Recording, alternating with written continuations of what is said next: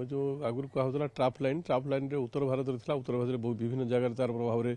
माने झड़ तोफान आ वर्षा भी होती कुआपथर भी पड़ी आ धीरे धीरे मुवमेंट कर पूर्व आड़ को आसूँ जदिव तार थोड़ा बहुत इंटेंसिटी कम रोचे किंतु फेवरेबल कंडीशन अच्छी जहाँफल कि ओडिशा रे 5 ରୁ 7 भितर कालबैशाखी जनित वर्षा रलबैशाखी समय पवन स्पीड 50 ରୁ 60 किलोमीटर पर आवर हो पाए आ समय जो गस्टी विंड जब कहते झुंक से 75-80 किलोमीटर पर्यंत भी जापे आई समय कालबैशाखी समय आपंकर कुआपथर पड़ार भी संभावना रोचे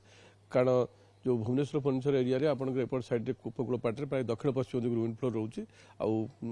लोअर लेवल भी फेवरेबल कंडीशन रही जदिव हायर लेवल एत ह्यूमिडिटी ना कि लोअर पार्ट रे ह्यूमिडिटी अधिका रोचे प्राय 85% बा ताठू अधिक रोचे आ फेवरेबल कंडीशन टिके दिन बढ़िले आफ्टरनून आड़ को आप क्लाउड फॉर्मेशन हम और तार कालबैशाखी जनित वर्षार संभावना रोचे आटा जहाँ से ट्राप लाइन मैक्सिमम 7 तारिख सकाळ पर्यंत ओडिशा रे देखौछि सेति 7 तारिख पर्यंत फेवरेबल कंडीशन रही कालबैशाखी रहिबो तापर धीरे धीरे ट्राप लाइन अपसरी जीव और खरार प्रकोप बढ़िबो। तो सर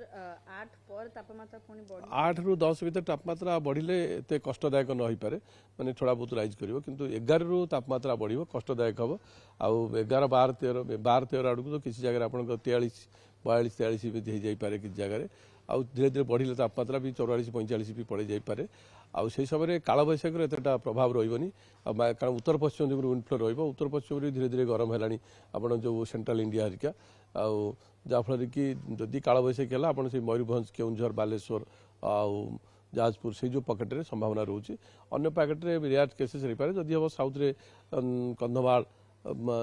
रे पारे बा नयागढ़ रे पारे सर एबे 5 ରୁ 7 तारिख जो कुआउछि एटा समग्र ओडिसा पे ना विशेष कर उपकूल पाटे ही तार अधिक प्रभाव रहिबो आभ्यंतरण ओडिशा रे जदियो रहिबो किंतु आज आभ्यंतरण ओडिशा रे रही पारे किंतु काली परदिन जो रहिबो उपकूल पाटे रहिबो आभ्यंतरण ओडिशा रे रहिबोनी आभ्यंतरण से आज प्रोबेबिलिटी अछि हे पारे किसी जगह रे किंतु उपकूल पाटे जो खोर्धा कटक केन्द्रापड़ा आपनकर ढेंकानाल नयागढ़ भद्रक बालेश्वर जाजपुर यही पकेटे ता छड़ा मयूरभंज केउंझर यही पकेटे प्रभाव अधिक रहिबो। तो सर तापमात्रा टिके कम रहइबो तापमात्रा पर्यंत कमेबा वाला तापमात्रा जो आम भुवनेश्वर 35 जाऊला 33 भितर रहिबो आ आभ्यंतरण ओडिशा से 35 ରୁ 37 भितर रहिबो।